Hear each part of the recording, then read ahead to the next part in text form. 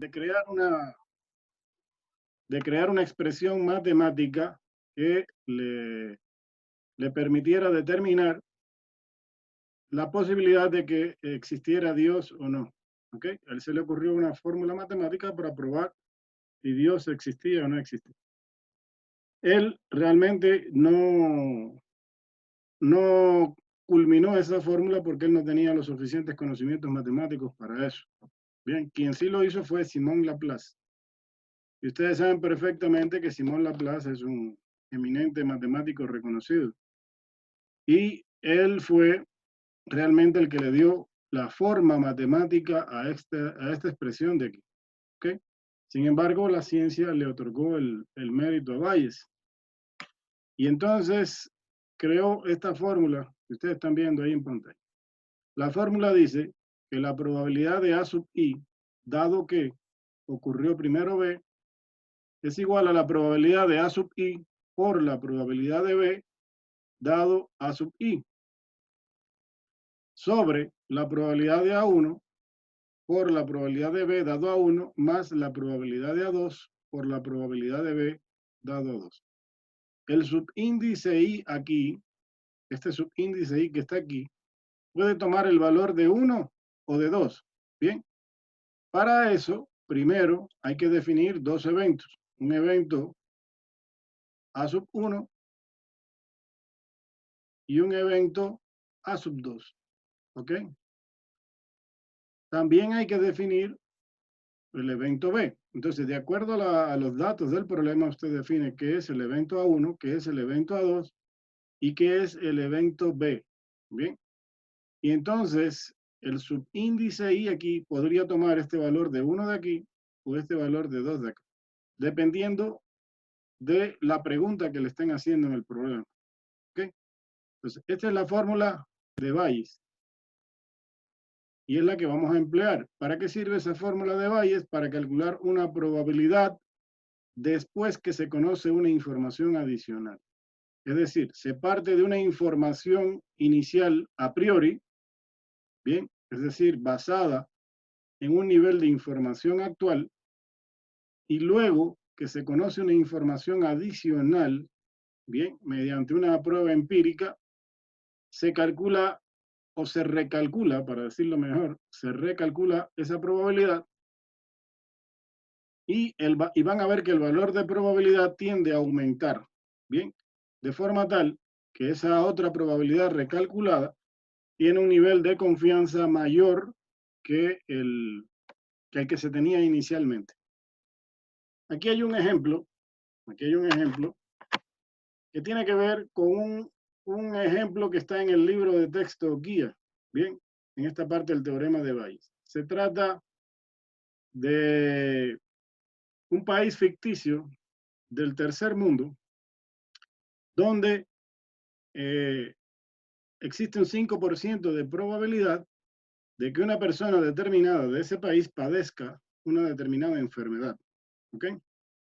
Entonces, se definió, observe cómo se definió un evento A sub 1 que establece el hecho de que una cierta persona de ese país ficticio padezca una determinada enfermedad.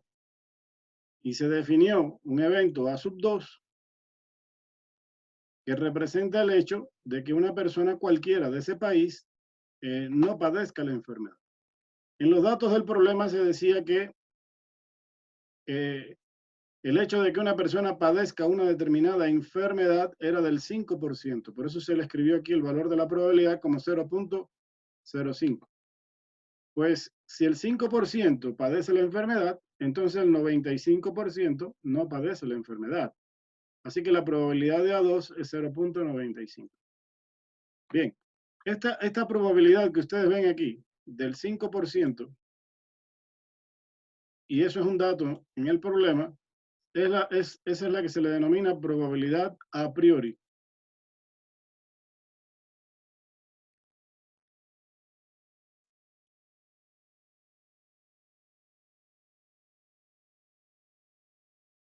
Probabilidad a priori. ¿Ok? Entonces, Es probabilidad a priori porque se parte de un nivel de información actual, ¿ok? Solamente se sabe que 5% de la población puede padecer una determinada enfermedad. Ahora bien, existe un método mediante una prueba de laboratorio para detectar si la persona, bien, que está enfermo o no está enfermo. Es decir, si una persona que padece o no padece la enfermedad puede portar el virus, es decir, puede estar enfermo o no. Se hace la prueba, se hace esa prueba que le estoy diciendo y se descubre que existe un 15% de probabilidad de que no padezca la enfermedad, o sea, de que esté enfermo, dado que no padece la enfermedad. Y por lo tanto existe un 90% de que esté enfermo, dado que sí padece la enfermedad, dado que sí padece la enfermedad. Eso también son datos que le da el problema. Bien, yo ahorita no me voy a poner a leer el problema, pero lo estoy contando más o menos qué es lo que dice el problema. En el libro está redactado. En conclusión, estas probabilidades que están aquí son probabilidades de tipo condicional. Es decir, que la prueba validó el hecho de que tiene la enfermedad dado que no la padece o que tiene la enfermedad dado que sí la padece. ¿Ok? Entonces, a esta, a esta probabilidad condicional se obtiene, o esta probabilidad condicional se obtiene de haber obtenido, mediante una prueba de laboratorio, una información adicional que antes no la tenía.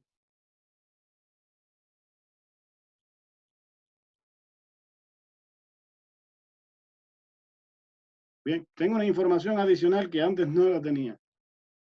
¿Y por qué se considera una información adicional? Porque fue obtenida después de realizar una prueba de laboratorio. ¿Ok? Conclusión. Como tengo una información adicional, yo tengo que recalcular la probabilidad que tenía al inicio. Para eso utilizo la fórmula de Bayes. ¿Bien? La probabilidad que me piden es cuál es la probabilidad de que padezca la enfermedad. Escuchen bien, ¿cuál es la probabilidad de que padezca la enfermedad dado que las pruebas determinan que sí está enfermo, de que tiene el virus? Ustedes saben que una persona puede padecer o no padecer independientemente de que porte o no un virus. ¿Ok? Entonces, me están pidiendo aquí la probabilidad de que padezca la enfermedad dado que se sabe ya de que la prueba dio positivo. Entonces, de acuerdo a cómo está planteado aquí, esta probabilidad, en base a la pregunta que me hacen, entonces esto sería probabilidad de A1 por la probabilidad de B dado a 1, dividido para la probabilidad de A1 por la probabilidad de B dado a 1. Observen que esto de aquí y este primer término del denominador son iguales, más la probabilidad de A2 por la probabilidad de B dado a 2. Yo les decía hace un rato que el subíndice I puede tomar el valor de 1 o el valor de 2. En este caso tomó el valor de 1. Podría haber tomado el valor de 2 si la pregunta me la cambian. Pero como me están preguntando así, bien, ¿cuál es la probabilidad de que padezca la enfermedad? Entonces el subíndice I toma el valor de 1 ahorita. Bien. Luego sustituyo los valores. Todos estos valores están aquí en la tabla, miren. La probabilidad de A1 es del 0,05. 0,05. La probabilidad de B dado a 1 es 0,90. Esto de aquí se vuelve a repetir como el primer término en el denominador, más 0,95, que es la probabilidad de A2, por 0,15, que es la probabilidad de B dado a 2. Calculan y me da 0,24. Bien, la idea de todo es lo siguiente. La probabilidad a priori que se tenía era del 0,05. Bien, que equivalía al 5%. Esta probabilidad es la probabilidad a priori, pero después con esta fórmula de Bayes se recalculó la probabilidad y se obtuvo 0.24,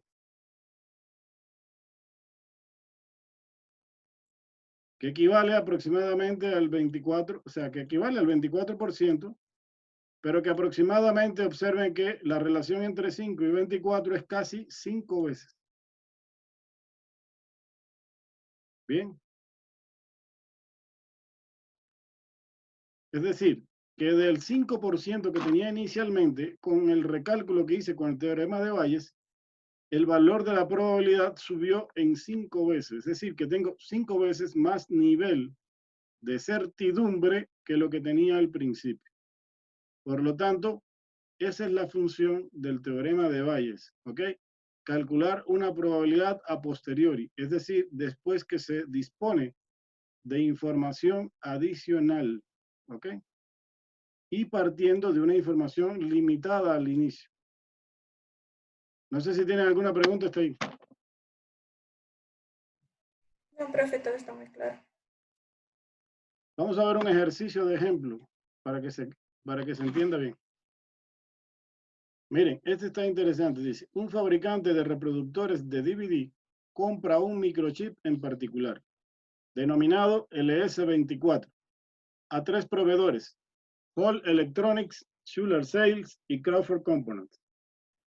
30% de los chips LS24 se le compran a Hall Electronics, 20% a Schuler Sales y el restante 50% a Crawford Components. El fabricante cuenta con amplios historiales sobre los 3 proveedores y sabe que 3% de los chips LS24 de Hall Electronics tienen defectos. 5% de los Schuler Sales tienen también defectos. Y 4% de los que vende Crawford Components son defectuosos. Cuando los chips LS24 se reciben, se les coloca directamente en un depósito y no se inspeccionan ni se identifican con el nombre del proveedor. Un trabajador selecciona un chip para instalarlo en un reproductor de DVD y lo encuentra defectuoso. ¿Cuál es la probabilidad de que lo haya fabricado Schuler Sales? Bien, observen que de toda esa redacción que está ahí, hay un tema aquí que es clave. Bien, y es esto de aquí abajo.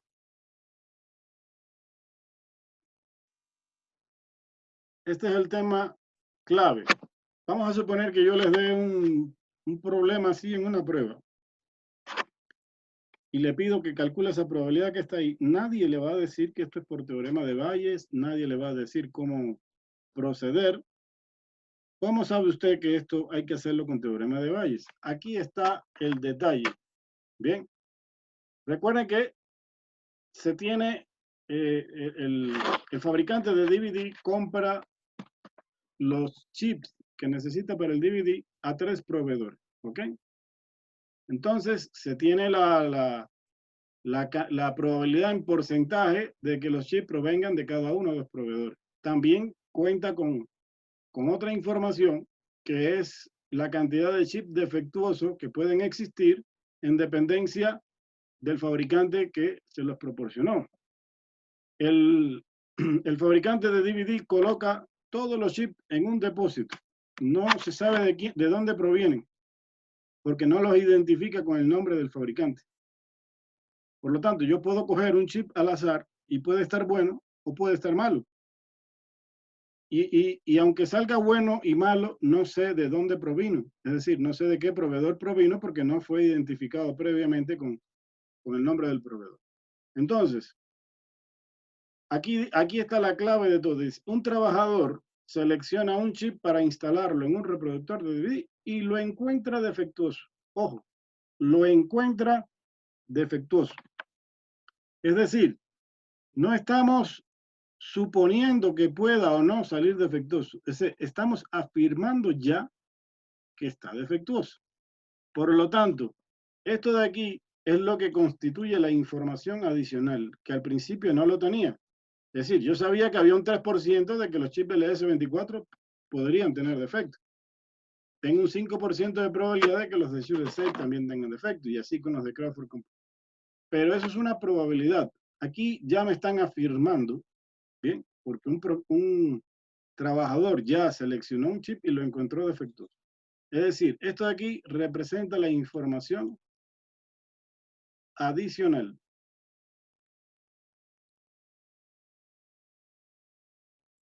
Y eso es lo que me dice a mí que yo debo recurrir al teorema de Bayes. ¿Ok? Entonces me piden, ¿cuál es la probabilidad de que lo haya fabricado Schuler-Seidel? Entonces, vamos a ver cómo se resuelve este ejercicio.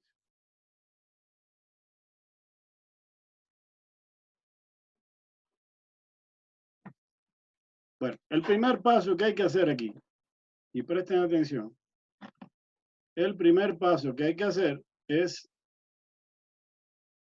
esto. Esto sería el primer paso que hay que realizar. Es decir, definir primero los eventos. Recuerde que íbamos a definir a los eventos con una letra y un subíndice.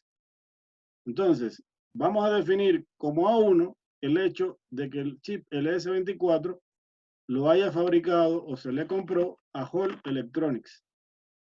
Con el subíndice 2 y la letra A, vamos a identificar al evento de que el chip se le compró a Schuler-Seidel.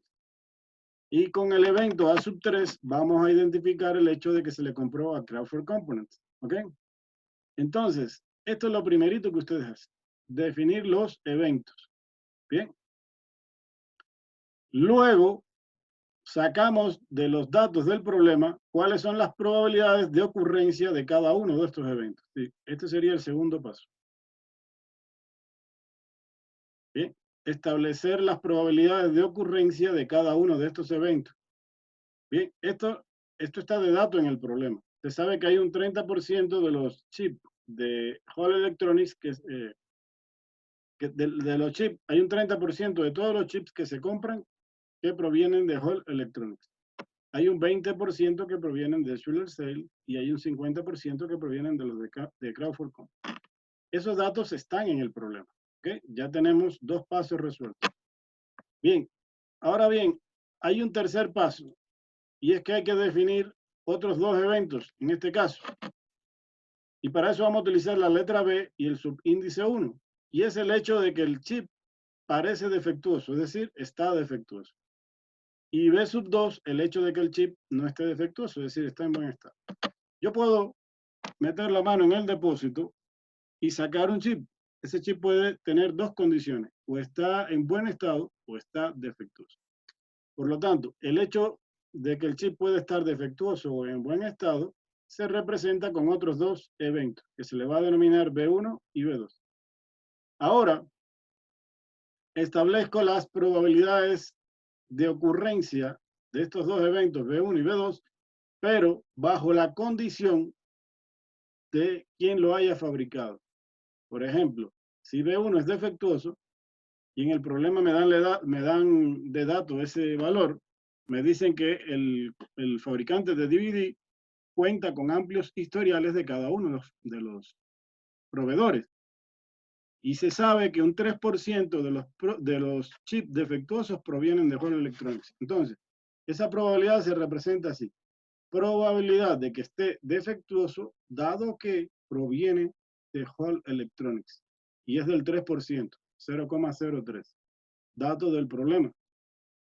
Y de la misma forma lo hago con las siguientes, que sería la probabilidad de que esté defectuoso dado que lo fabricó Schuler-Seidel. Y esté defectuoso dado que lo fabricó Crawford Company. ¿Ven? Esas probabilidades están ahí. Profe, Dígame. profe, disculpe la pregunta, un poco redundante de hecho. Sí. Las probabilidades es de 0,3, pero no es de 0.30, o da lo mismo. No, 0.30 es esta de aquí. Esta de aquí no es igual que esta. Esta es la probabilidad de que yo meta la mano en el... Esto representa la probabilidad de que yo meta la mano en el depósito y haya sido fabricado por Hall Electronics. Esta no. Esta es la probabilidad de que yo meta la mano en el depósito y salga defectuoso. Ojo, B1 es defectuoso, dado que lo fabricó Hall Electronics. Entonces, este dato representa 3%, no 30, 3%. ¿De dónde salió ese dato? del problema. Ah, sí, sí. Perdón, sí, está bien. Disculpe. Ya. Ok, ese dato está ahí en el enunciado del problema, más abajo. Y lo mismo, se tenía el dato de que 5% de los chips defectuosos provenían de Schuler Sales y 4% de los chips defectuosos provenían de Crawford Company. Entonces, estas probabilidades son condicionales, porque es el hecho de que esté defectuoso, dado que lo haya fabricado cada uno de estas empresas que se están mencionando aquí. ¿Ok? Entonces, este sería el cuarto paso. Bien, defines eso. Y luego ya procedo a la pregunta en sí. Bueno, aquí en este ejercicio le han puesto una tabla de contingencia, como ustedes pueden ver aquí. O sea, cogieron todos estos datos y lo organizaron en una tabla de contingencia. ¿Se puede hacer? Bien, no es imprescindible, pero se puede hacer. El asunto es concentrarse ahorita en la pregunta. Me dicen, ¿cuál es la probabilidad de que lo haya fabricado Schuler Sales? Bien, dado que se conoce que está defectuoso. Por lo tanto, si Schuler Sales se había identificado con la letra A sub 2, entonces lo que me están pidiendo aquí, en este problema, es la probabilidad de A sub 2. Esto es lo que tengo que calcular ya. Dado que el chip resultó defectuoso, recuerden que esta es la información adicional. Si yo aplico ahora el teorema de Bayes, bien, y recuerden que aquí arriba A sub i podía tomar el valor de 1, de 2, o aquí de 3, porque aquí hay 3 eventos, no solamente hay 2. En este caso, i, el subíndice i toma el valor de 2. Por lo tanto, esto sería la probabilidad de A2 por la probabilidad de B1 dado A sub 2. Eso es lo que iría en el numerador. En el denominador iría la probabilidad de A1 por la probabilidad de B1 dado A sub 1 más la probabilidad de A sub 2 por la probabilidad de B1 dado A sub 2. Bien. Más la probabilidad de A sub 3 por la probabilidad de B1 dado A3. Y lo que he hecho aquí es aplicar la fórmula de Bayes para calcular esta probabilidad. Es decir, que el chip provenga de Schuler Sales, dado que ya se conoce que resultó defectuoso. Esa es la fórmula que hay que crear. Y ustedes la van a ver aquí en la siguiente diapositiva, que es así. Mire.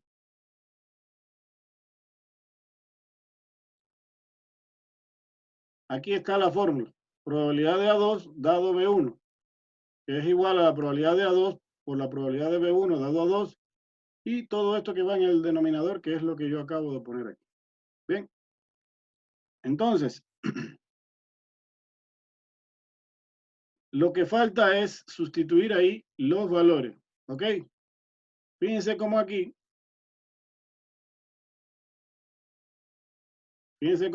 se han colocado ya los valores. Pero ¿de dónde salen esos valores? Ya yo los tenía ya resumido anteriormente en la diapositiva anterior. Bien, solamente escoger ya sustituir, porque ya todas estas probabilidades condicionales ya las tenía. Y estas probabilidades clásicas también las tenía. Coloco los valores y me da el resultado de 0.2564. ¿Ok? Recuerden que había un 5% de probabilidad de que un chip defectuoso proviniera de Schüler Cell. Ahora subió la probabilidad a 25%, prácticamente, que es 5 veces más que lo que tenía inicialmente. ¿Ok? Ahora bien, todo esto que estoy diciendo aquí, se puede apoyar de la realización de un diagrama de árbol. ¿Ok? Recuerden que un diagrama de árbol es una representación gráfica ramificada en el cual se parte de un punto a la izquierda, que representaría la raíz del árbol. Bien, se inicia con ramas principales y después continúan ramas secundarias. Aquí tendríamos que partir de 3 ramas principales, que correspondería al hecho de que el chip haya sido fabricado por cada uno de los 3 proveedores: Hall Electronics, Schüler Cell y Crawford Components. Bien, y el peso de cada rama sería la probabilidad de ocurrencia de cada uno de ellos. Sabemos que hay un 30% de que lo haya fabricado Hall Electronics, 20% Schüler Cells y 50% Crawford Components. Ahora bien, si lo fabricó Hall Electronics, hay 2 condiciones. Primero, que salga defectuoso o que esté en buen estado. Si lo fabricó Schüler Cell, también hay 2 condiciones: defectuoso y en buen estado. Y lo mismo con Crawford Components. Esta probabilidad de aquí, de que salga defectuoso, dado que, observen que esta rama de aquí depende de esta principal que está aquí, por lo tanto la probabilidad que se coloca aquí es de tipo condicional. Es decir, que salga defectuoso dado que lo fabricó Hall Electronics. Y ese dato me lo dan, que era del 3%, que ya vimos hace un ratito. Después se coloca aquí la probabilidad de que salga en buen estado, dado que lo fabricó Hall Electronics. Esta probabilidad no me la dan de dato en el problema, pero yo sí la puedo inferir, porque si esta vale 3%, esto sería el complemento de esto de aquí, por lo tanto sería 97%. 97%. Bien, es decir, si aquí tengo 3%, esto sería el complemento, porque la suma de estas dos tiene que dar 1. ¿Ok? Entonces, esta sería la probabilidad de que esté en buen estado, dado que lo fabricó Hall Electronics. Por esta rama de aquí, lo mismo. Probabilidad de que esté defectuoso, dado que lo fabricó Schüler Cells. 5%, me lo dan de dato en el problema. Y esta sería la probabilidad de que esté en buen estado, dado que lo fabricó Schüler Cells. 95%. Esto no me lo dan de dato en el problema, lo infiero yo. Si esto es 5%, pues esto es el complemento, 95%. Y lo mismo pasa aquí, 4% y 96%. Este 96% no lo dan de dato en el problema, lo infiero yo. Lo que se hace aquí en esta parte es multiplicar esa probabilidad condicional por la clásica que está aquí, creando una probabilidad que es conjunta. Recuerden que cuando usted multiplica esto, que es una probabilidad clásica por una condicional, les da una probabilidad conjunta. Todas estas probabilidades que están aquí, bien, que son 6, todas son conjuntas. Observen que toda esta columna de aquí corresponde a probabilidades conjuntas. Y todas estas de acá, de esta columna, corresponden a probabilidades condicionales. Y todas estas son probabilidades a priori, que a la final son clásicas. Cuando usted hace todas esas multiplicaciones, suma todos los valores y le tiene que dar 1. Esa es la forma de comprobar de que ha hecho las cosas de forma correcta. Ahora, ¿por qué el diagrama de árbol? Bien, si ustedes son buenos observadores, van a ver lo siguiente, que estas probabilidades que están involucradas aquí en la fórmula de Bayes, todas están aquí, en esta columna de aquí, ya están aquí calculadas. Observen, 0.20 por 0.05. ¿Dónde está eso aquí? Mírenlo aquí. Bien, y ya me dice incluso cuánto vale. 0.10. Bien, o mejor dicho, 0.010. 0.30 por 0.03. ¿Dónde está eso? Aquí. Y ya me están diciendo que vale 0.009. Esta de aquí ya la vimos, es esta misma de acá. Y 0.50 por 0.04. ¿Dónde está? Aquí. Y tengo el resultado. Es decir, que si yo hago el diagrama de árbol, todo lo que necesito es nada más que coger esos valores. Y eso, claro, tiene que ver con el tipo de pregunta que me hacen, porque como mismo puedo coger este, pero eso ya depende de cómo esté enfocada la pregunta. ¿Ok? Entonces, la conclusión es que todo lo que necesito para colocar aquí y hacer esta operación matemática está ya calculado aquí en el diagrama de árbol. ¿Ok? La conclusión es que este tipo de ejercicios se puede hacer o bien con la fórmula de Bayes o bien con el diagrama de árbol. Mi sugerencia, y más que una sugerencia, a veces también es petición en los ejercicios de las pruebas, es que lo hagan con las dos cosas, es decir, con la fórmula y con el diagrama de árbol. Ambas cosas van a tener que ser utilizadas. ¿Ok? Así que cuando les salga un ejercicio de teorema de Bayes, se les va a pedir que apliquen la fórmula de Bayes. O es más, ni siquiera le voy a decir que tiene que ver con Bayes esto.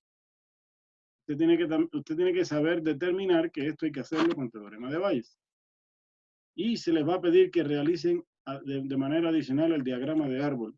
Bien, de hecho, el diagrama de árbol, una de sus aplicaciones precisamente aquí en el teorema de Bayes. ¿Ok? Y como eso es un tema que también ya vimos, pues se puede evaluar en conjunto con el teorema de Bayes. ¿Alguna pregunta hasta ahí?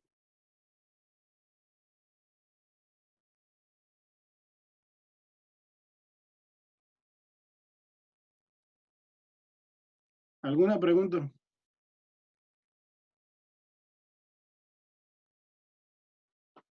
No, profe. No hay. Bueno, vamos a ver otro ejercicio. De hecho, uno que tiene que ver con esto mismo. Dice, considere el ejemplo anterior junto con la solución. Bien. Diseñe una fórmula para determinar la probabilidad de que las piezas seleccionadas provengan de Crawford Components, dado que se trataba de un chip en buenas condiciones. Miren, el mismo ejercicio y le cambio la pregunta nada más. ¿Ven? Y usted me dice, no, ya esto me salió, sí, te salió en el deber, te salió en la clase, pero le estoy cambiando la pregunta ahorita. O sea que le puedo poner el mismo ejercicio preguntando otra cosa. Entonces, como Crawford Component se definió como A sub 3 y en buenas condiciones se definió como B sub 2, ¿bien? Y ya se sabe, porque aquí se sabe que el chip está en buenas condiciones, esta es la información adicional. Entonces lo que me están pidiendo que calcule es la probabilidad de A sub 2, de A sub 3, dado que ocurrió B2. Y eso es lo que están haciendo aquí. A sub 3, dado que ocurrió B2. Si aplico la fórmula de Bayes, sería la probabilidad de A sub 3. Observen que el subíndice I toma el valor de 3 ahorita, por la probabilidad de B2 dado A sub 3. Y aquí abajo es exactamente igual a lo del denominador del ejercicio anterior. Eso sí no va a cambiar, porque tengo que considerar a los 3 eventos que se están dando aquí. Y los valores salen o bien de la tabla, o bien de los datos del problema, o bien del diagrama de árbol. Los coloco aquí, hago la operación matemática y me queda 0.4999. 0.499, perdón. ¿Alguna preguntita hasta ahí?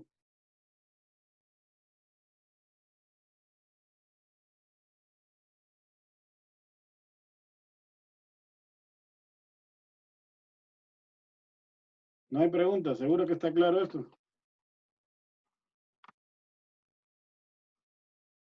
Verán que este temita suele ser complicado.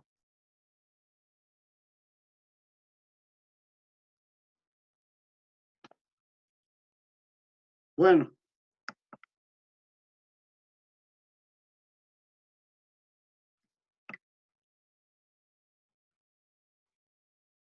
Entonces, si no hay pregunta, voy a dejar de compartir esta presentación y nos vamos a ir a la siguiente, que es la que realmente corresponde a la clase de hoy.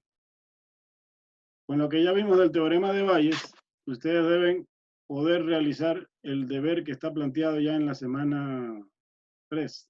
¿Bien? Porque el deber de la semana 2 me parece que estaba hasta probabilidad condicional. No incluía teorema de Bayes. Ahora en este deber que está en la semana 3, incluye teorema de Bayes, varios ejercicios que hay ahí interesantes, y principios de conteo. ¿De acuerdo? Entonces, lo que vamos a ver ahora son los principios de conteo, para que ustedes puedan completar el deber que está ahí en la semana 3. ¿Ok? ¿Alguna Sí, una pregunta? pregunta, Dígame. perdón. El deber tenemos que hacer en Excel, Sí, todos los deberes. sí. Ya, listo, gracias. Traten de hacer todo en Excel. Vamos a manejarnos con el Excel todo el tiempo.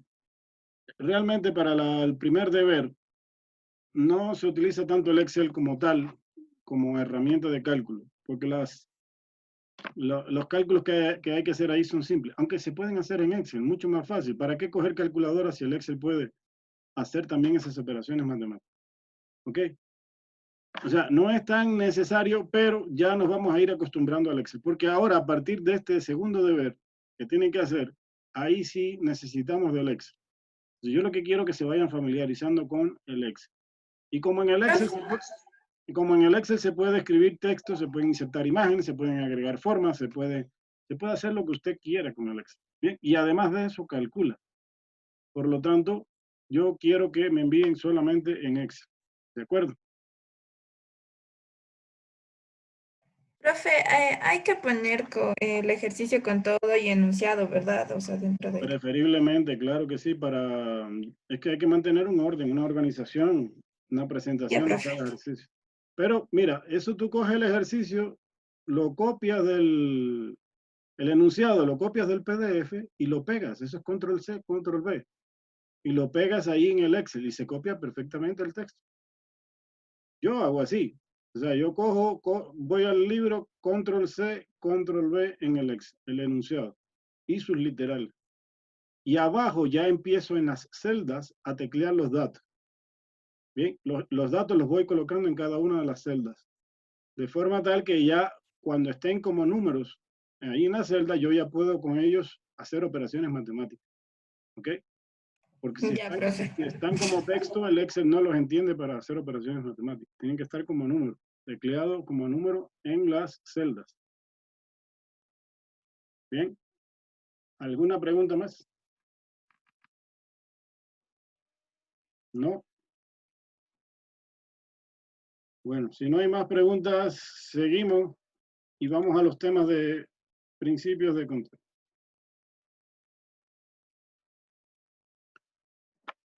Bien, entonces vamos a esta parte que son los principios de conteos, ¿ok? Los principios de conteo son unas fórmulas, en realidad son tres fórmulas básicas que nosotros vamos a manejar, algunas con sus respectivas variantes, pero en realidad son tres, que van a servir para contabilizar el número de posibles resultados en un experimento. Ya nosotros vimos todas las reglas para calcular probabilidades. Ok, pero ustedes ven que en las probabilidades, por ejemplo, en la probabilidad clásica les dicen número de resultados favorables dividido para el número total de posibles resultados. Ok, no siempre en todos los ejercicios le van a dar de dato el número total de posibles resultados en un experimento. Bien, en algunos tipos de experimentos, el número total de posibles resultados se contabiliza a simple vista, o sea, o por simple inspección. Por ejemplo, yo sé perfectamente cuántos resultados se pueden dar en el lanzamiento de un dado, o en el lanzamiento de 2 dados, o en el lanzamiento de una moneda, o de 3 monedas. O sea, para eso no necesito ninguna fórmula para calcular. Yo sé cuántos resultados posibles se pueden dar en un juego de cartas, de una baraja convencional. Bien, pero si yo le hago una pregunta ahora, vamos a ver quién me la va a responder. A ver, activen el micrófono y respóndanme lo siguiente. ¿Cuántos números de placa puede otorgar la ANT para la provincia de Pichincha? ¿A quién me dices?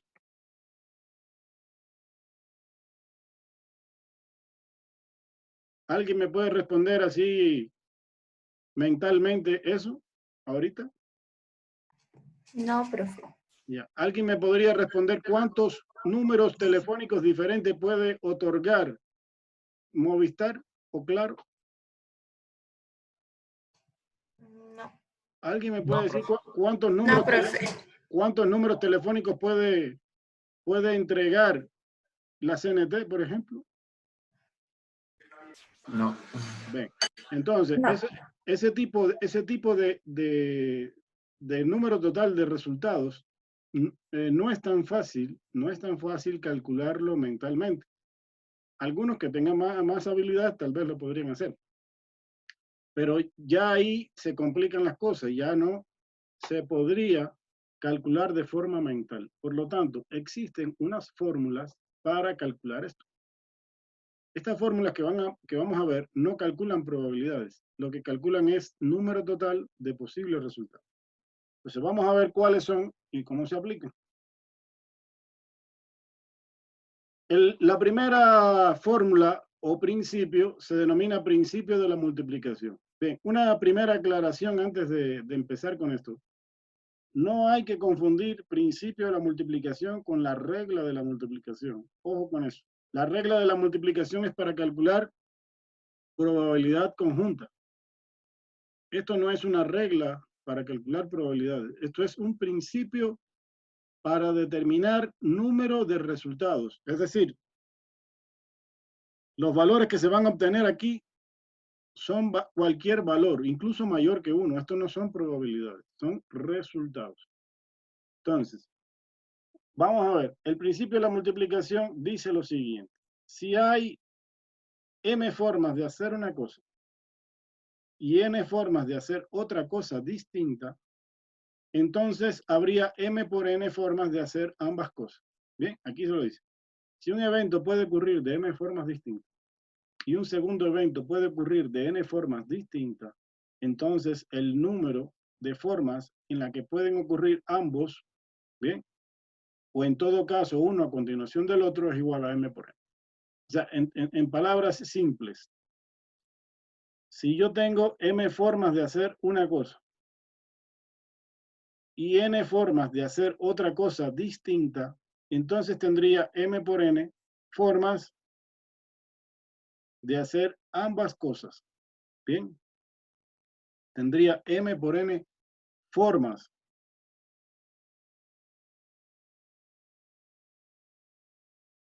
de hacer ambas cosas.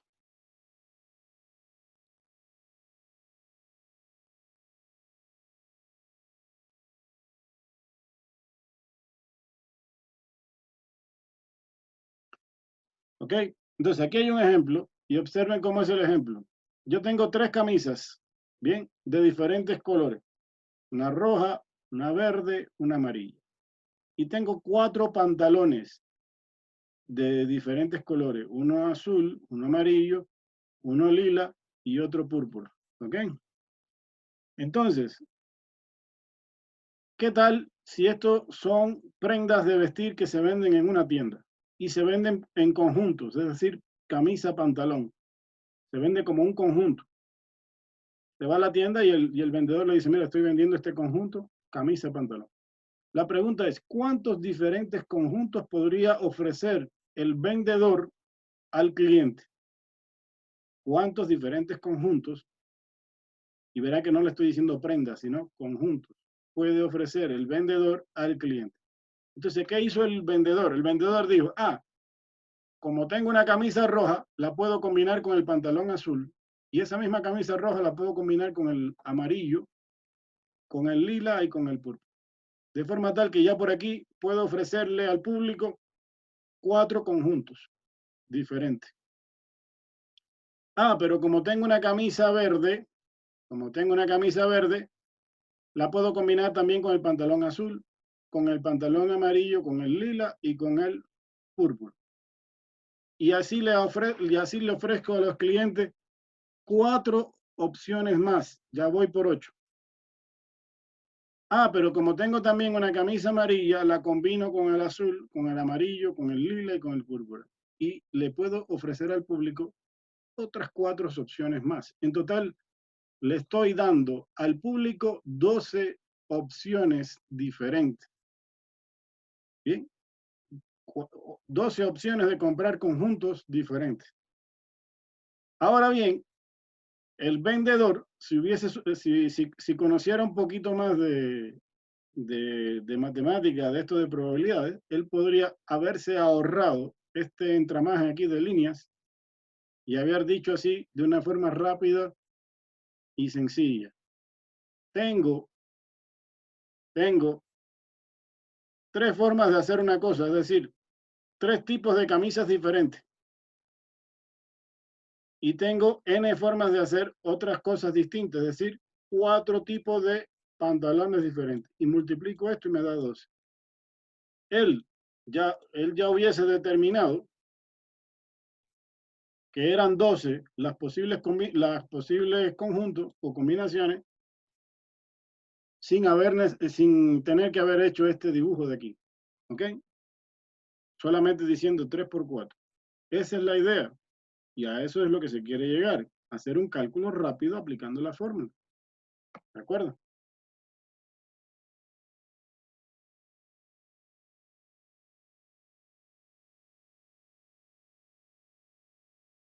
Bien, vamos a ver. Entonces, en resumen, la fórmula de la multiplicación dice que si hay m formas de hacer una cosa y n formas de hacer otra, hay m por n formas de hacer ambas cosas. Bien. Lo interesante de la fórmula de la multiplicación es que se puede extender a más de 2 eventos, es decir, no necesariamente es el hecho de que haya m formas y n formas distintas. Se puede dar el caso de que haya m formas de hacer una cosa, n formas de hacer otra cosa y o formas de hacer una tercera cosa. Por lo tanto, habría m por n por o formas de hacer las 3 cosas de forma simultánea. Miren este ejemplo de aquí. Dice, Pioneer fabrica 3 modelos de receptores estereofónicos, 2 reproductores de MP3, 4 bocinas y 3 carruseles de CD. Cuando se venden juntos, los 4 tipos de componentes forman un sistema. ¿Cuántos diferentes sistemas puede ofrecer la empresa electrónica? Entonces, observen. 3 modelos de receptores estereofónicos. Es este 3 que está aquí. 2 reproductores de MP3. Este 2 que está aquí. 4 bocinas. Este 4 que está aquí. Y 3 carruseles de CD. Este 3 que está aquí. Si yo multiplico todo esto me da 72. Es decir, solamente combinando, bien, los modelos de las partes que fabrica esta empresa electrónica, él podría ofrecer al mercado 72 modelos distintos de sistemas de audio. Y eso que a lo mejor solo eso es para América Latina. A lo mejor tiene otros 72 modelos para Asia, otros para África, otros para Europa y otros para América del Norte. Entonces, fíjense cómo esto no es ficticio, esto es real. Así se manejan los grandes fabricantes de productos electrónicos, por ejemplo. Solo variando ciertas cosas te van cambiando el modelo, ¿bien? Y un modelo difiere de otro por una pequeña cosa que le han incorporado o modificado con respecto al otro. Entonces, de esa forma se trabaja, ¿bien? Es decir, que el cálculo es aplicable a cualquiera de estas empresas que fabrican, por ejemplo, equipos electrónicos. Se puede manejar esta fórmula y se aplica en estos casos. ¿Alguna pregunta está ahí? No, profe. Miren, aquí hay otro ejemplo, dice, ¿de cuántas formas se puede realizar un viaje desde A hasta C, pasando por B? Si se sabe que de A hacia B hay 3 caminos y de B hacia A hay 5 caminos. Entonces, si yo quiero ir de A hasta C. Y sé que primero tengo que pasar por B. Y hay 3 formas de hacerlo, de A hasta B, y 5 formas de hacerlo, de B hasta C. Y yo tengo que hacer todo esto en conjunto porque tengo que llegar desde A hasta C. Y no saltándome a B, tengo que pasar por B. Entonces significa que todas estas cosas tienen que ocurrir de forma simultánea. Por lo tanto, el número total de formas de llegar de A hasta C es 3 por 5, lo cual nos da 15 formas distintas para llegar desde A hasta C. Bien, creo que debe estar claro, ¿no? Esto no es muy complejo. Bien, ahora viene la pregunta que le hice al principio. Bien, le hice una preguntita al principio y la vamos a responder ahora. Observe que hay un ejemplo aquí, pero lo vamos a dejar ahí en stand-by. Vamos a hacer un ejemplo que les voy a hacer yo ahorita. Pueden activar el micrófono y me ayudan. Les voy a ayudar a responder la pregunta que les hice al principio. ¿Cuántos números de placas distintos puede otorgar la ANT? Es decir, la Agencia Nacional de Tránsito, para la provincia de Pichincha. Solo para Pichincha. ¿Cuántos números de placa podría otorgar? Bien. Pueden activar el micrófono y me ayudan. ¿Cómo se identifica la placa de un automóvil en Pichincha? Por Primero, la primera letra, Inge. bueno, son 3 letras, ¿no? Vamos a poner 3 letras aquí. Por ejemplo, PAB. Estoy inventando una placa cualquiera. Bien, una placa de automóvil aquí en Ecuador utiliza 3 letras. ¿Y cuántos dígitos? 4, ¿no? 4 dígitos. 4 dígitos. Vamos a poner cualquiera. 2, 4, 5. Hoy que es jueves. Vamos a poner 8, ¿ya? Que es la que puede circular hoy en emergencia. Si coincide con alguna placa de su auto, es pura coincidencia. A ver, entonces se utilizan en Ecuador 3 letras, 4 dígitos. ¿Ok? Con la primera letra no se puede contar, porque esta letra no cambia. Esta letra representa el código de provincia. ¿Ok? Entonces solo podemos jugar con 2 letras y 4 dígitos. La pregunta es, ¿de cuántas formas diferentes puede cambiar esta letra de aquí?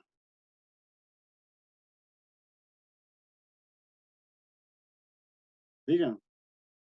De 2 nomás, pues, profe. ¿Cómo que 2? 2. No serían 27, Inge, sin tomar en cuenta la letra P. Son 26 veces que puede cambiar esta letra.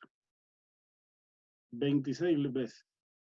¿Y esta de aquí cuánta va a cambiar? Igual. Perdón, sí. 26 veces. Bien, porque se van a utilizar todas las letras aquí del alfabeto. 26 veces puede cambiar esta letra. Y 26 veces puede cambiar esta letra. No podemos poner CH aquí, por lo tanto son 26 letras. Ahora bien, ¿de cuántas formas puede cambiar este número de aquí? 9. ¿Por qué 9? Por los dígitos. De 10, Inge. 9. 10, profe, contando el Claro, 0. entonces le toma en cuenta eso. Contando el 0. Es del 0 al 9. Por lo tanto, son 10 veces que puede cambiar este dígito de aquí.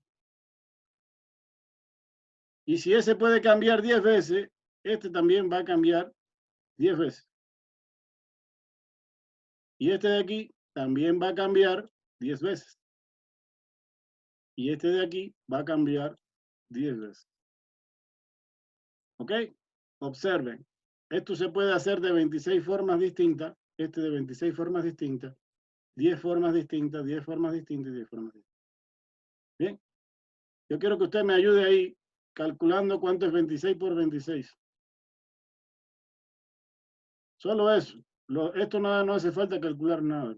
Porque esto es 4 veces 10, que es 10 a la 4. 676. 676. Sí. Como es por 10 a la 4, Entonces me queda aquí 676 por 10 elevado a la 4. Si corro la coma 2 lugares para acá, observe que me da 6, aproximadamente 6,8 por 10 a la 6. Y 10 a la 6 es 1 millón. Es decir, que tenemos aquí casi 7 millones. O sea, aproximadamente 7 millones de números de placas diferentes. Es decir, que tendríamos ahí posibilidades para otorgarle placa a 7 millones de vehículos. La ciudad de Quito tiene 3 millones de habitantes y no todos ellos tienen automóvil. Más o menos la ciudad de Quito tiene aproximadamente unos 700,000 automóviles. Póngale que todo el resto de la provincia de Pichincha tenga unos 300,000 más. Estaríamos hablando de 1 millón de automóviles. Es decir, que todavía estamos lejos de saturar esta posible combinación de números de placa. Claro, esto es teórico. Bien, esto es un cálculo teórico, porque esto en la realidad a lo mejor no es así. Recuerden que hay números de placas que se reservan. Hay números de placas reservados para cuerpo diplomático, otros para vehículos gubernamentales, otros para vehículos de uso público, de transporte, no sé. Entonces, puede ser que hayan ciertos números de placas que se reserven, pero aún así todavía tenemos disponible una buena cantidad de variantes para ofrecer números de placa. Cuando eso se agote, que todavía está lejos, van a tener que hacer algún cambio aquí, o aumentar un dígito más o aumentar una letra más. ¿Sí? Una de las dos. Pero fíjense cómo se aplica aquí el principio de la multiplicación para determinar cuántos números de placas se pueden otorgar. Y esto había que haberlo hecho antes de proponer este tipo de código para las placas de aquí de Ecuador. Bien, alguien tuvo que haber estudiado esto antes para proponer que fueran 3 letras y 4 dígitos. Eso no se le ocurrió así a nadie al azar.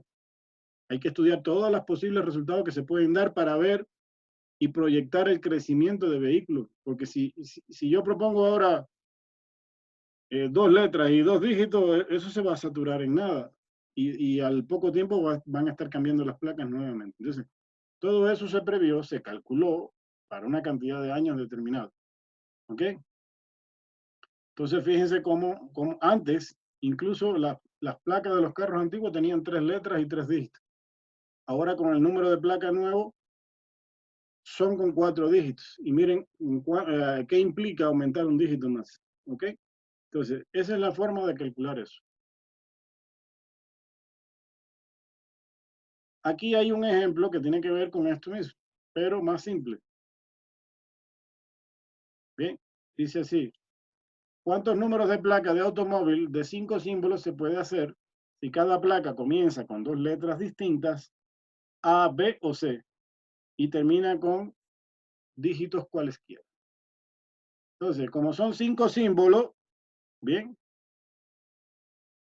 y se utilizan 2 letras nada más, pero las letras nada más que pueden cambiar de A como A, B o C, no con las 26 letras del alfabeto. Entonces, se calculó aquí en base a eso. ¿Eh? Para la primera letra tengo 3 opciones, para la segunda 2,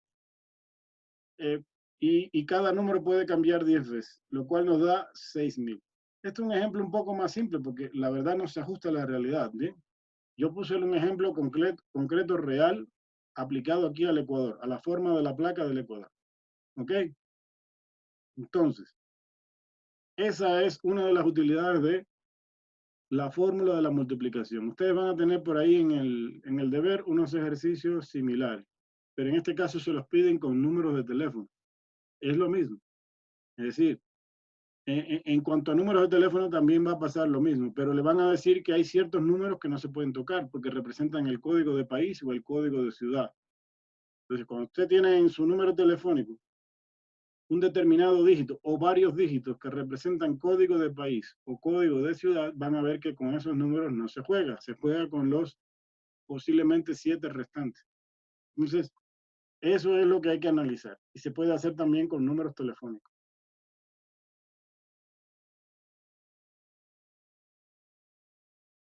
Bien, hay un principio que se llama principio de la adición. Tampoco es regla de la adición como ya habíamos visto anteriormente, ¿no? Esto se llama principio de la adición, que está asociado con esta fórmula de la multiplicación.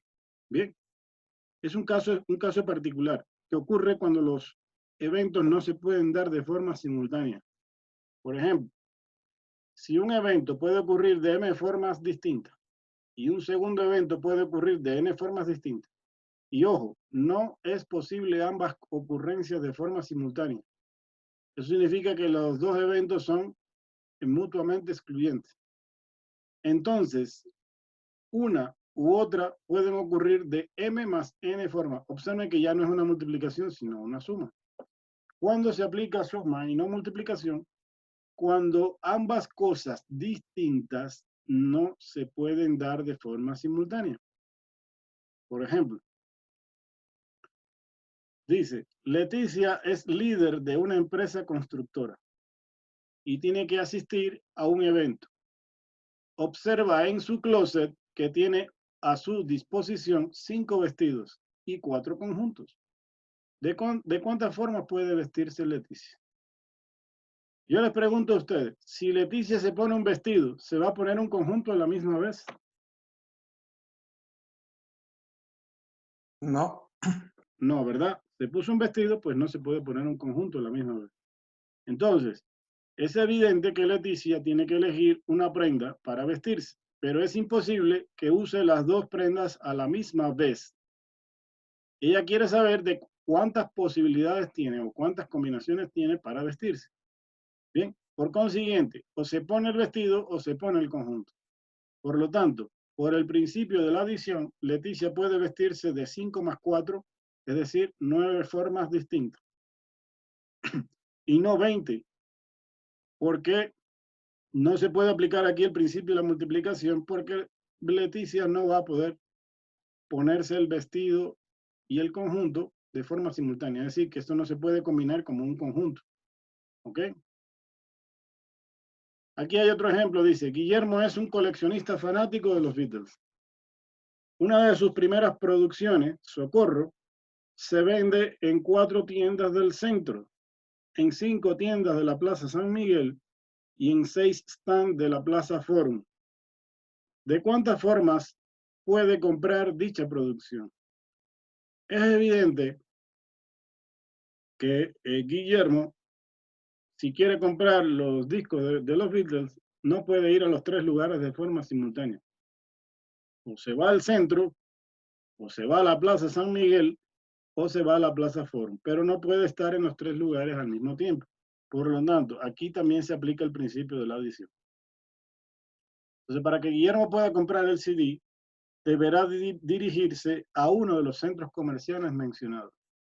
Bien, en el centro puede comprar de 4 formas distintas. En la Plaza San Miguel puede comprar de 5 formas distintas.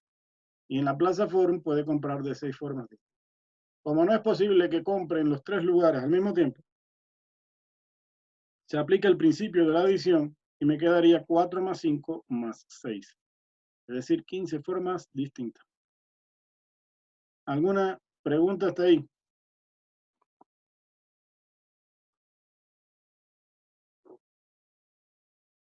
¿Alguna pregunta, alguna duda? No. ¿Sí está claro? Todo claro, Inge. Perfecto. Bueno, esta diapositiva aquí es un poquito más informativa que otra cosa, porque se supone que todos sabemos lo que es el factorial. ¿Ok? Lo que le explican aquí es cómo se calcula el factorial. Por ejemplo, el factorial de 3 es 3 por 2 por 1, que es 6. Factorial de 4 es 4 por 3 por 2 por 1, que es 24. Por ejemplo, el factorial de 5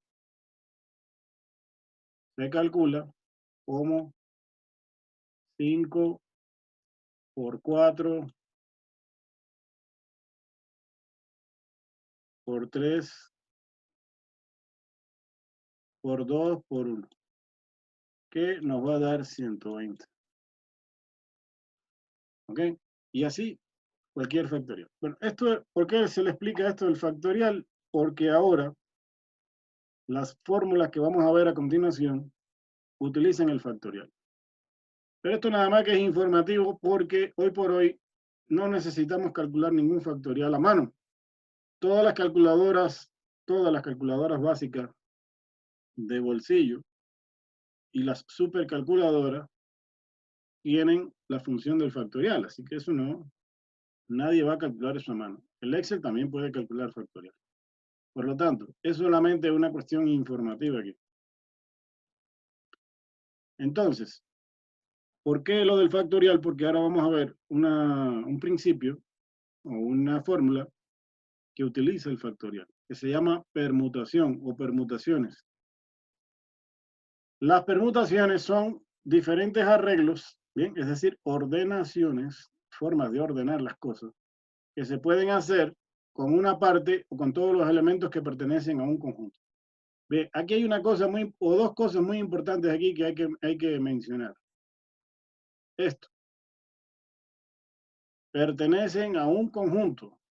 Entonces, nosotros vamos a ver cuántas combinaciones distintas se pueden dar sobre un mismo conjunto de objetos. Observen que la fórmula anterior se manejaba entre conjuntos distintos.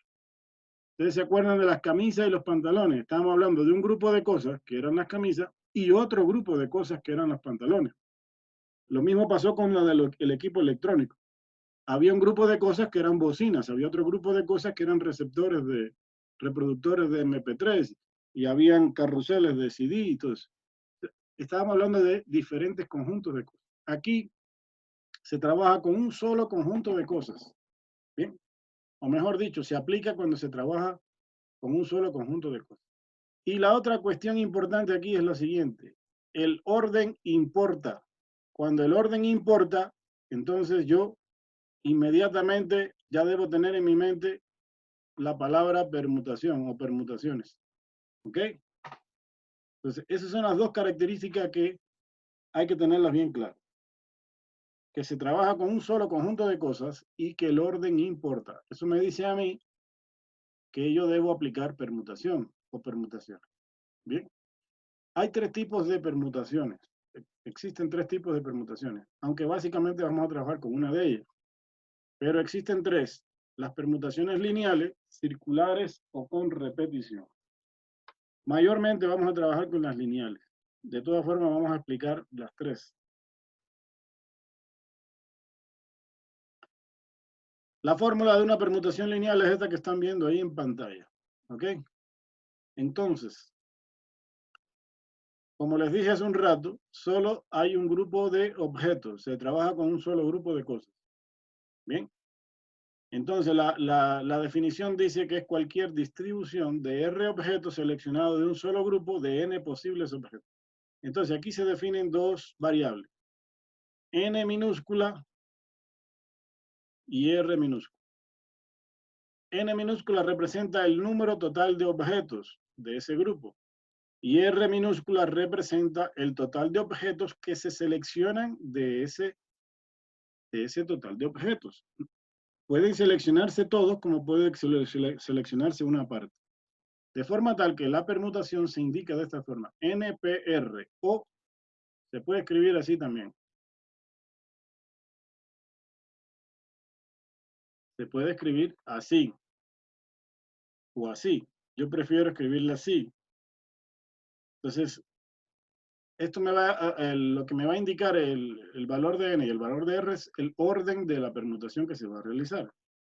Bien, y la fórmula es el factorial de N entre N menos R factorial. O sea, una fórmula muy simple. Esto realmente se puede hacer con una calculadora de bolsillo. Sin embargo, hay una buena noticia. La buena noticia es que el Excel calcula esto de forma directa. O sea, no tengo que estar perdiendo tiempo en una prueba para hacer esto. Bien, como yo les voy a dar las facilidades para que usen el Excel, pues eso el Excel lo hace muy fácilmente. ¿Bien? En el Excel hay una función que se llama permut. Permut si está en inglés o permutaciones si está en español, el Excel. Entonces, usted con el asistente de funciones se entra a la función y coloca aquí donde dice número, el número total de objetos. Y aquí donde dice number chosen, el número total de objetos seleccionados. Profe, Dígame. ¿puedo repetir esa parte? Es que se me fue el Inter y ahorita me cogió otra vez la conexión. Sí, le decía que la fórmula de las permutaciones, que es esta de aquí, n factorial entre n menos r factorial, se puede hacer con el Excel. Se puede hacer con una calculadora facilito ahí, porque toda calculadora tiene la función de factorial. Pero en el Excel se puede hacer. Bien, para hacerlo con el Excel, que ya se lo voy a demostrar, usted entra a la función permutaciones, eso se pone en una celda cualquiera, el símbolo de igual, le pone permut, le sale permutaciones, si está en español, selecciona la función y le va a pedir el número de objetos totales y el número de objetos que se selecciona. Y automáticamente le calcula aquí el número total de posibles permutaciones que se pueden hacer. Es decir, formas de cambiar el orden dentro de un grupo de objetos. Ya les voy a demostrar. Como les decía, también se puede escribir de esta forma. ¿Bien? Esta fórmula de aquí es la misma que la anterior, solo que está escrita con otra simbología aquí, como ustedes pueden ver. Si usted prefiere ponerla así, pues la pone así, y si no la pone como yo le puse anteriormente. Bien. Entonces aquí hay un ejemplo y dice el siguiente. Beth Machine Shop cuenta con 8 tornos, aunque solo hay 3 espacios disponibles en el área de producción para las máquinas. ¿De cuántas maneras se puede distribuir las 8 máquinas en los 3 espacios disponibles? Entonces, observen lo siguiente. Yo tengo un grupo de objetos. ¿Quiénes son los objetos aquí? Las máquinas. Bien, los tornos. ¿Cuántos tornos tengo en total? Tengo 8. Y los tengo que colocar en un área de producción que solamente tiene 3 espacios disponibles. Entonces, si quiere saber de cuánta forma yo puedo colocar 8 tornos solamente en 3 espacios, que nada más que tiene el taller de producción.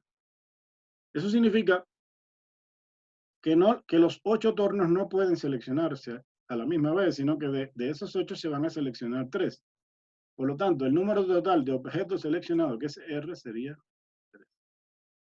Ahora bien, aquí dice, aquí los tengo que ordenar, bien, en 3 espacios disponibles. Bien, puedo poner el torno número 1, a continuación el 2, después el 3, o primero el 3, después el 2, el 1. Es decir, el orden aquí interesa. Por lo tanto, esto correspondería a una permutación. La permutación que hay que hacer aquí es la permutación con la identificación 8P3.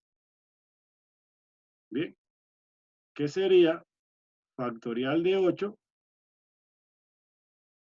el factorial de 8 entre 8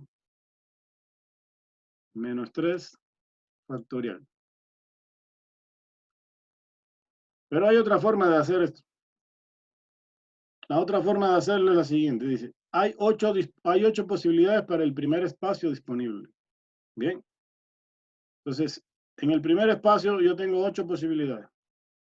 En el segundo espacio solo me quedan 7 posibilidades porque ya una máquina la coloqué en el primer espacio. Y para el tercer espacio solo me quedan 6 posibilidades porque ya las otras 2 están colocadas. O sea, ya utilicé 2 máquinas. Por lo tanto, si multiplico 8 por 7 por 6 me da 336.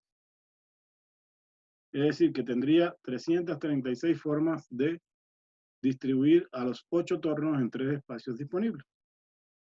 Si lo hago por la fórmula esta de aquí, está calculado aquí, entonces calcularía el factorial de 8, 8 menos 3 es 5, el factorial de 5 es 120, calculo y me da 336. Bien. Y la otra forma de hacerlo es la siguiente.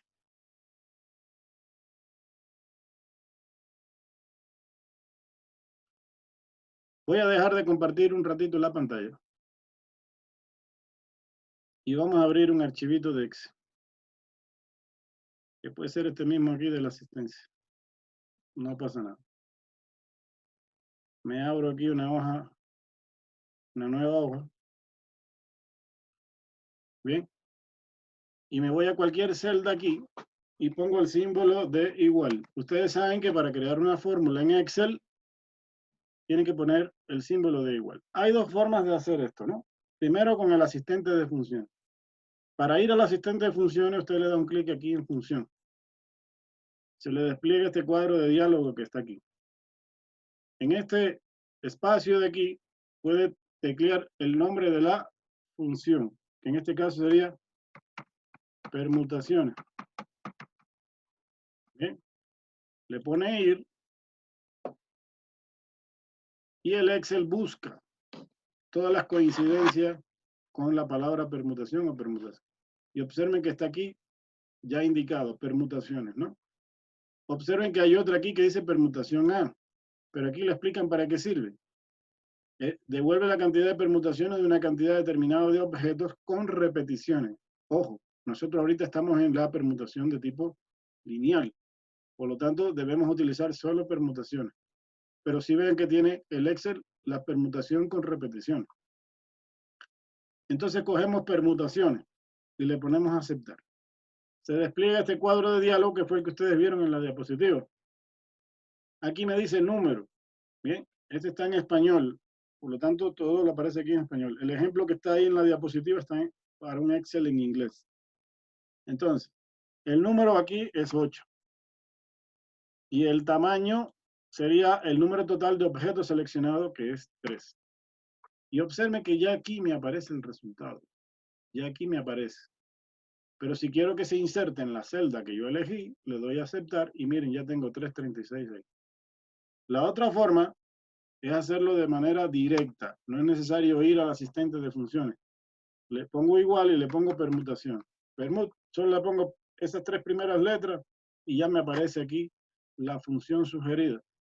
Le doy doble clic y me dice aquí la sintaxis de cómo debo ingresar. Entonces primero pongo el número, que sería 8. Me dice que se pare aquí por un punto y coma. Entonces pongo punto y coma.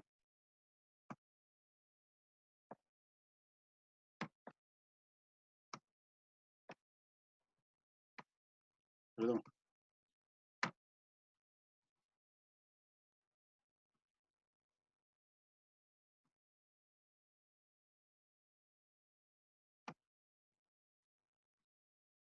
Aquí está medio. Ya.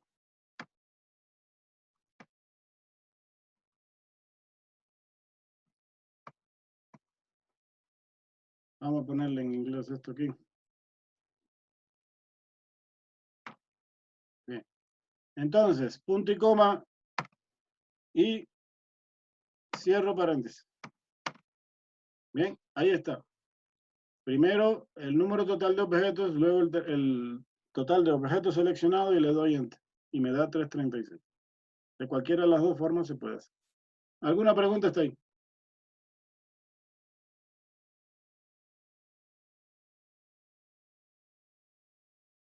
¿Alguna pregunta? No, profe, todo está muy claro. Bien. Verán que lo van a hacer en Excel. A partir de ahora, todas estas cosas se hacen ahí en Excel. Incluso cuando estén en una prueba, usted coge, abre el Excel, ya puede hacer todo lo que quiera en el Excel. Yo no le voy a limitar con el Excel. ¿Ok? Bien. Entonces, regresamos a la diapositiva.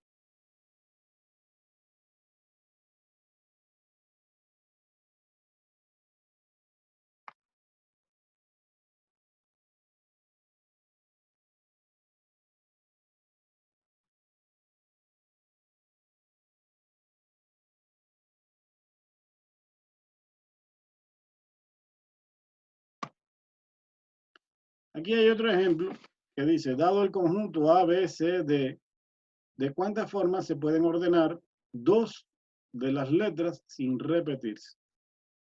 Aquí le dice, ¿de cuántas formas se pueden ordenar? Ya le están diciendo que importa el orden. Pero no se van a utilizar a las 4 letras, sino 2 de las letras. Y usted tiene 4 letras, es decir, que tiene el número total de objetos aquí. Esto representa un conjunto de letras. Bien, y tiene 4 opciones distintas, pero solo de ellas se van a utilizar 2.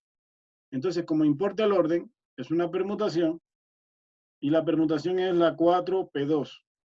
Por lo tanto, sería el factorial de 4 entre 4 menos 2 factorial, lo cual nos da 12 formas de realizar permutaciones. Aquí está. Y observen que lo que ocurre son alteraciones del orden. A, B, A, C, A, D, B, C, B, D. Bien. ¿De cuántas formas se pueden ordenar aquí cambiando las posiciones de las letras? Esto de aquí no hay que hacerlo. Esto solamente le está diciendo para que vean cuáles son realmente las 12 permutaciones que ocurren. Pero en realidad lo que nos interesa nada más que es el valor numérico. Porque este es el que vamos a estar utilizando en los cálculos de probabilidades. Entonces, aquí otro ejemplo dice, dado el conjunto ABCD, ¿de cuántas formas se pueden ordenar las 4 letras sin repetirse? Entonces, el orden vuelve a importar, por lo tanto es una permutación. Pero ahora, para que vean que el conjunto puede tener el valor de n y R puede tomar el mismo valor de n también. Entonces, aquí se ocupan las 4 letras. Por lo tanto, sería factorial de 4 entre 4 menos 4 factorial. Y eso nos da 24. Y aquí están las 24 formas en que se pueden permutar el orden de las 4 letras. Bueno, como les dije, existe la permutación de tipo circular. ¿Ok? Realmente no utilizamos mucho la permutación circular. No la utilizamos mucho, pero de todas formas la vamos a definir. Bien. La permutación circular fundamentalmente se usa cuando se trabaja con personas y se organizan alrededor de un círculo, como ustedes pueden ver ahí. Entonces lo que se quiere es ver de cuántas formas se pueden ordenar las personas alrededor del círculo.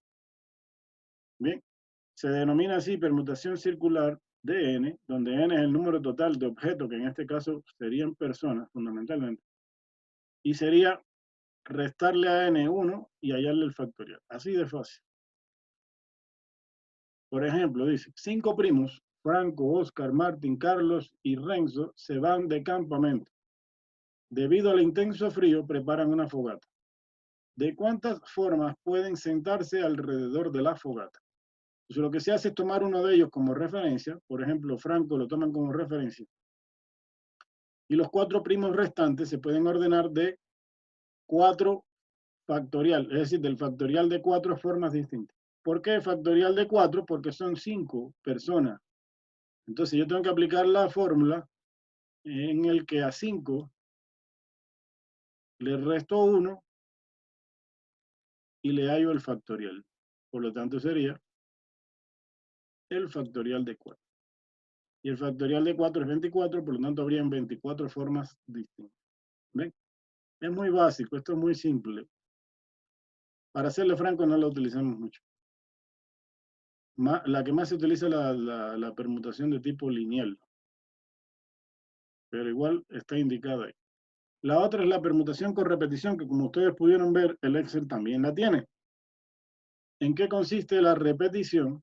¿Bien? Resulta cuando los n objetos considerados, n1, son similares de alguna manera. n2 son similares de otra manera. Y así sucesivamente hasta n sub r. Bien. Además, el número n sub r es mayor que 0 y n más n1 más n2 más, y así sucesivamente hasta n sub r es igual al número total de formas. Entonces, el total de permutaciones de los n elementos está dado por esto que ustedes ven aquí. Sería factorial de n entre el factorial de n1 por el factorial de n2 por el factorial de n3 y así hasta n sub r. Veámoslo con un ejemplo para que se entienda bien. Dice, ¿cuántas palabras diferentes sin importar su significado se pueden formar con las letras de la palabra amaba? Entonces, las distintas palabras a formarse son amaba, maaba, maab, amaba, amaaba, y así. Se va combinando la letra y forman las distintas palabras que pudieran darse. Entonces, dice, es una permutación con repetición, pues la letra A se repite 3 veces. La letra M y la letra B una vez. Entonces, si aplico permutación con repetición, observen que es la permutación 5, 3,1,1. 5, ¿por qué? Porque hay 5 letras distintas. Bien. Este 3 ¿de dónde viene? De las 3 veces que se puede repetir la letra A. Este 1 de la una vez que se puede repetir la letra M. Y este 1 de la una vez que se puede repetir la letra B. Entonces sería factorial de 5 entre el factorial de 3 por el factorial de 1 por el factorial de 1. Lo cual nos da 20. Bien. Esto lo podría hacer perfectamente el Excel. Bien, con repetición. La fórmula es esa que dice permutaciones punto A. Realmente no la utilizamos mucho, por eso no le doy tanta importancia a eso, porque mayormente no trabajamos con permutaciones con repetición, pero las hay. La otra, el otro principio de conteo se denomina principio de las combinaciones o fórmula de las combinaciones. ¿Qué son? Son los diferentes grupos, es decir, selecciones, que se pueden hacer con una parte o con todos los elementos que pertenecen a un conjunto. Bien. En toda combinación no importa el orden. Entonces aquí vienen las dos cosas. Al igual que en la permutación, todos pertenecen a un conjunto. Es decir, que se trabaja con un solo conjunto de cosas. Y la otra característica importante de este principio es que no importa el orden. Acuérdense que en la permutación sí importaba el orden, aquí no. Entonces, tanto la permutación como la combinación se hace sobre un solo grupo de objetos. Pero la permutación se utiliza cuando el orden sí importa y la combinación se utiliza cuando el orden no importa. ¿Ok? La combinación simple, que es realmente la que más utilizamos, hay otras formas de combinar, pero la combinación simple es la que vamos a utilizar, se representa así. Ahora sería NCR, no NPR, sino NCR. La C representa combinación. Y se puede representar también como está indicada aquí. Bien, con la N arriba y la R abajo, como ustedes prefieran. Entonces, se calcula de la siguiente forma. Factorial de N entre N menos R factorial. Hasta aquí, esto es igual que la permutación, pero se le agrega aquí en el denominador el factorial de R. Es decir, que sería factorial de N entre N menos R factorial por el factorial de R. Bien.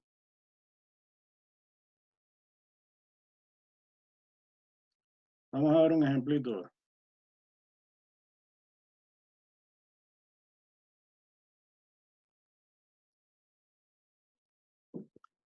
Dice el ejemplo, se le ha dado al departamento de marketing la tarea de designar códigos de colores a las 42 diferentes líneas de disco compacto que vende Goody Records. 3 colores se van a utilizar para cada CD. Ahora bien, una combinación de 3 colores para un CD no se puede reordenar para identificar un CD diferente. Esto significa que si se utilizaron el verde, el amarillo y el violeta para identificar una línea, entonces el amarillo, el verde y el violeta o cualquier otra combinación de estos 3 colores no se puede emplear para identificar otra línea. ¿Serían adecuados 7 colores tomados de 3 en 3 para codificar las 42 líneas? Entonces, observen el pequeño detalle aquí. Yo necesito usar código de colores para identificar 42 líneas de discos compactos. ¿Ok? Para ese código de colores se van a utilizar 3 colores por cada línea. Pero lo interesante aquí es que los colores no se pueden reordenar. Es más, no se pueden reutilizar. Si ya cogiste el verde, cogiste el amarillo y el violeta, ya no puedes utilizar verde, amarillo y violeta para otra línea diferente. Por lo tanto, no puedo jugar aquí con el orden. Es decir, no puedo poner primero el violeta, después el verde, después el amarillo, o primero el amarillo, el verde. O sea, ya no interesa el orden, porque igual no los puedo reutilizar en otra línea. Ya cogí verde, amarillo y violeta para una línea, ya tendré que coger naranja, negro y blanco para otra. Y así sucesivamente, no puedo coger más estos 3 colores. Entonces eso significa que aquí no me interesa el orden, porque igual no puedo jugar con el orden. En conclusión, estoy en presencia de una combinación. Esa es la primera conclusión. Entonces, si es una combinación, Entonces tengo que ver cuál es el orden de la combinación. Como son 7 colores y se van a tomar de 3 en 3, la combinación sería 7C3.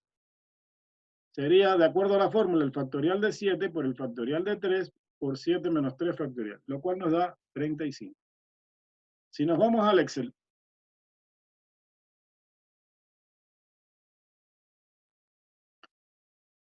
lo podemos hacer perfectamente con el Excel. Me voy aquí a cualquier celda y pongo igual el símbolo de igual. Bien. Eso es para indicar que voy a ingresar una función o una fórmula. Me voy aquí al asistente de funciones y tecleo aquí. Si es que no conozco la fórmula, la tecleo aquí y le pongo combinaciones. Bien, le pongo ir y observen que me sale todas estas opciones que está aquí. Dice combina, combínate. ¿Cuál de las dos cojo? Bien, si cojo combina, mira lo que me dice aquí abajo. Devuelve la cantidad de combinaciones con repeticiones. Como yo estoy en una combinación simple, no me interesan ahorita las repeticiones. Vamos a esta otra y veamos qué dice. Devuelve el número de combinaciones para un número determinado de elementos. Esta es la que me interesa. Entonces ustedes tienen que elegir la que dice combínate. Le ponen a aceptar y me pide el número. El número se refiere al valor de n. Número total de objetos. En este caso son 7 porque son 7 colores. Y el tamaño se refiere a R, que sería el número de objetos que se seleccionan de ese total. Como se van a elegir de 3 en 3 los colores, pues sería 3. Y observe que ya me da aquí 35. Aquí me está diciendo ya el resultado. Le doy Enter para que aparezca en la celda. ¿Bien? Igual que en el caso anterior, todo esto se puede hacer de forma directa. Es decir, aquí mismo en la celda pongo combinaciones y observen que ya me aparecen estas opciones. Pongo combínate y me pide aquí el número, que en este caso sería 7, punto y coma, según la sintaxis, y el número 3, que es los objetos que se van a seleccionar. Le doy Enter y me aparece 3. La pregunta es, pueden activar el micrófono ahí. ¿Serían suficientes 7 colores tomados de 3 en 3 para codificar 42 líneas de CD?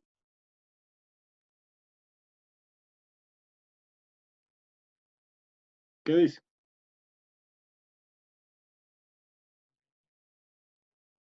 ¿Sí o no?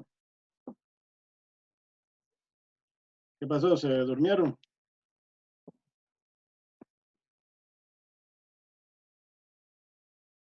¿Aló?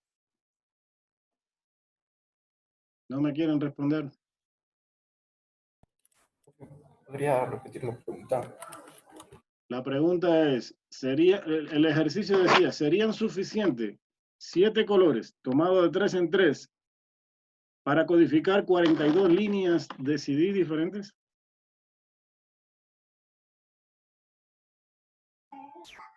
No, pues, creo.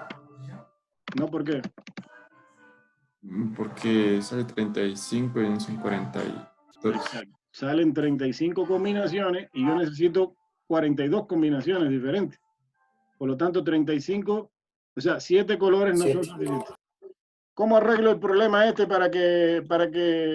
cómo podría arreglar este problema para que yo pueda codificar con colores 42 líneas de CD tomado de 3 en 3? Evitar la exclusión de que los colores no se pueden repetir. Sí, no se pueden repetir. Es más, no se pueden ni siquiera volver a utilizar. ¿Cuál es la solución aquí? ¿Cómo resuelvo el problemita este? ¿Qué hago? Otro color. Otro color, correcto. Entonces, en vez de coger 7 colores, cojo 8. ¿Sí? Pongo un 8 ahí. Y si le pongo un 8, miren lo que queda. 56. ¿Ahora sí serían suficientes? Sí, Claro, ahora sí, porque ahora tengo 56 combinaciones distintas y yo necesito 42. Me quedan incluso unas ahí de backup por cualquier cosa que necesite. Pero la solución sería aumentar un color más. ¿Ve? Aumentando un color más tomado de 3 en 3, sí tengo las suficientes combinaciones para codificar 42 líneas de CD. ¿Ven? Eso es un cálculo que me sirve para hacer una toma de decisión. Eso le puede servir a cualquiera que tenga una empresa, un negocio que necesite sacar este tipo de cálculos, ¿no? ¿Alguna pregunta aquí con el Excel? No, profe. ¿No? ¿Está claro? No entendido. Bueno, seguimos con la presentación.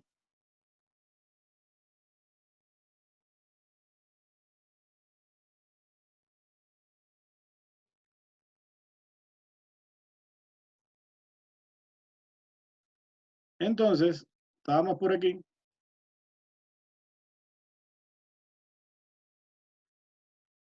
Y aquí está la forma de hacerlo en el Excel, que ya se lo demostré. No es necesario volver a explicar esto. Aquí está la forma de plantear las combinaciones. Bueno, esos son diferentes ejemplos. Observen que aquí esta es una combinación 4C2.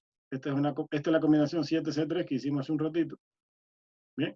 Y este es el planteamiento general. Este desarrollo no es necesario porque ya están viendo que el Excel lo hace. ¿Bien? Y si lo quiero hacer con una calculadora manual de bolsillo, también lo puedo hacer.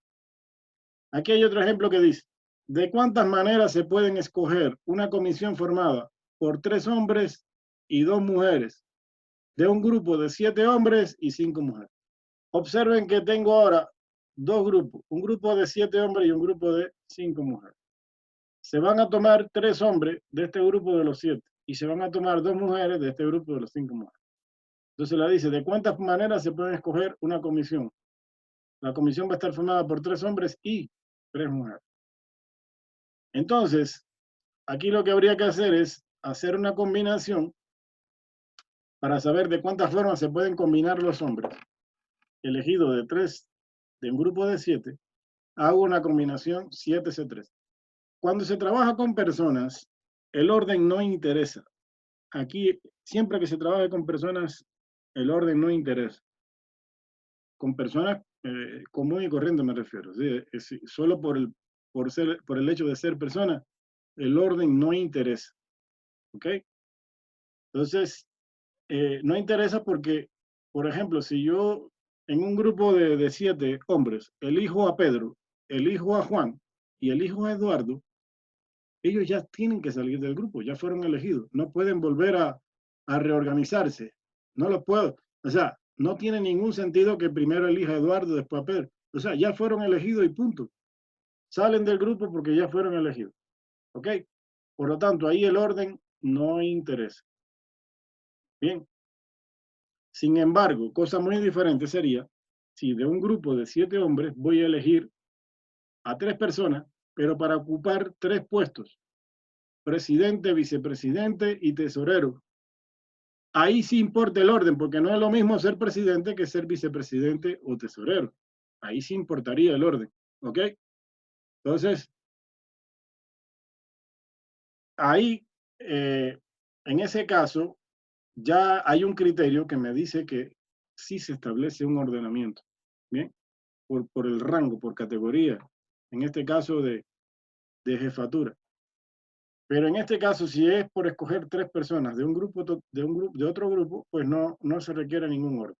Y de las 5 mujeres se pueden escoger 2, de forma tal que hago otra combinación para las mujeres.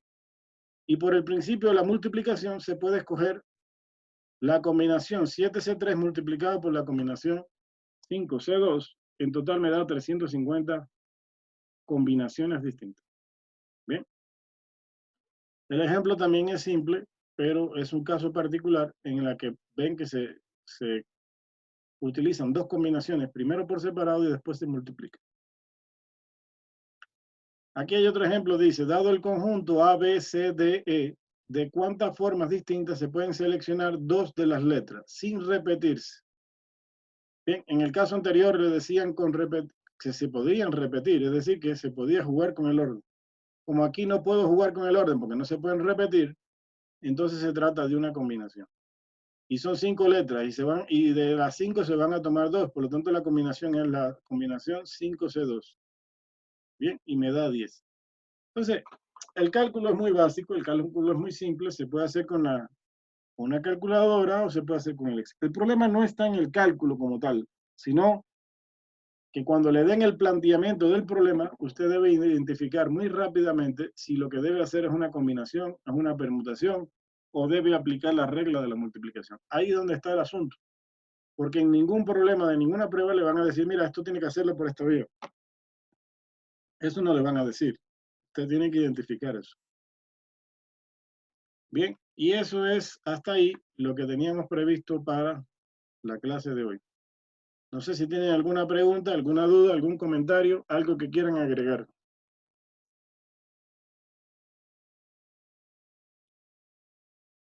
Profe, Todo claro, profe. Bien. en las preguntas siempre va a decir si se repiten o no. No siempre, ¿no? No siempre. Eso no siempre le van a decir. Y van a haber muchos ejemplos ahí en el deber que ustedes van a hacer que no le van a decir nada. Es más, no le van a decir si es permutación, si es combinación. Ustedes es el que tienen que interpretar eso. Bien. Ok, gracias. ¿Alguna otra cosa más?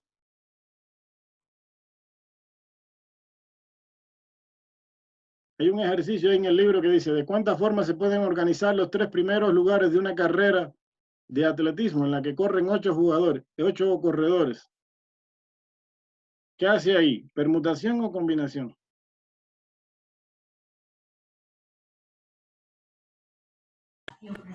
Permutación. Permutación, profe. Permutación, es correcto. ¿Por qué? Porque ahí sí importa el orden. Porque dice, ¿de cuántas formas se pueden distribuir los 3 primeros lugares de una carrera? Entonces no es lo mismo quedar en primero que en segundo que en tercero. Ahí el orden sí importa. Pero ¿qué tal si les digo? De un grupo de 12 personas, se van a elegir 3 personas que van a formar parte de un comité para hablar con el representante de la empresa por un problema de sueldos. Entonces yo tengo 12 trabajadores y voy a elegir a 3. ¿Qué hago ahí? ¿De cuántas formas puedo elegir a las 3 personas? ¿Qué aplicaría ahí? Combinación. Combinación porque no hay orden. Una combinación. El orden no importa. Combinaciones. Es una combinación, correcto. El orden no importa. Bien, porque si yo elegí a Pedro, a Eduardo y a María, ellos ya fueron elegidos. O sea, no me interesa en qué orden. El asunto es que ya fueron elegidos. No es como en el caso anterior que sí importa el lugar en que queden, por ejemplo, si es primer lugar, si es segundo lugar, o si es presidente. Aquí no interesa. Sencillamente es una comisión de 3 personas que se sacan de un grupo. El orden no interesa. Pueden ser cualquiera. Por lo tanto, se hace con una combinación. Entonces, ese es el tipo de planteamiento que le va a salir en los ejercicios y es usted quien debe decidir, mira, esto hay que hacerlo por una combinación, aquí hay que hacerlo por una permutación, y usted decide.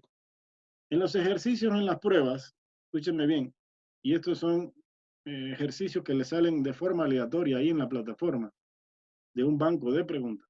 Le empiezan a salir algunos ejercicios de esto. En ningún lado le dice que esto es combinación, ni permutación, ni multiplicación. Usted decide.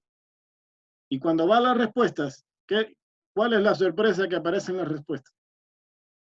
Que le puede salir la respuesta hecha con combinación, la respuesta hecha con permutación o con multiplicación. Si usted no está claro de lo que es, podría escoger erróneamente cualquier respuesta que no es la que no es la que es. Y ya me ha pasado esto con muchos estudiantes. No, pero si la respuesta estaba ahí, dentro de las 4 opciones que me dio. Sí, pero lo que pasa es que usted eligió permutación y yo le estoy pidiendo aquí, de acuerdo a las condiciones del problema, una combinación. Entonces, ese tipo de cosas pasa. Por lo tanto, aquí lo importante está en la interpretación del ejercicio. ¿Ok?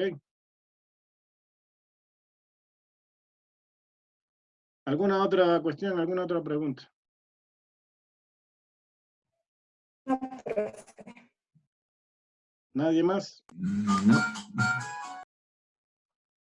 Bueno, pues si no hay ninguna otra pregunta, podríamos dar por concluida la clase del día de hoy. Bien, entonces, el deber ya está orientado ahí en la semana 3, que deben hacerlo. Recuerden que el deber de la semana 1 tienen hasta el 24, creo que hasta mañana para entregarlo. Y el otro me parece que hasta el 26 por ahí, o 27, no sé. Tienen que ya ponerse a trabajar en eso para entregar en tiempo los 2 deberes. ¿Ok? Inge, disculpe, estaba revisando la semana 1 y no está habilitado el enlace para el deber de la semana 1. No sé si de pronto nos podría ayudar revisando. No, es que no es...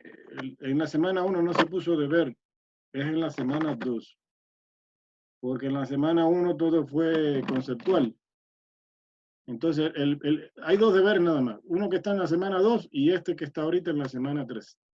Ok, muy amable, Inge, gracias. Ya. ¿Alguna otra cosa? ¿No?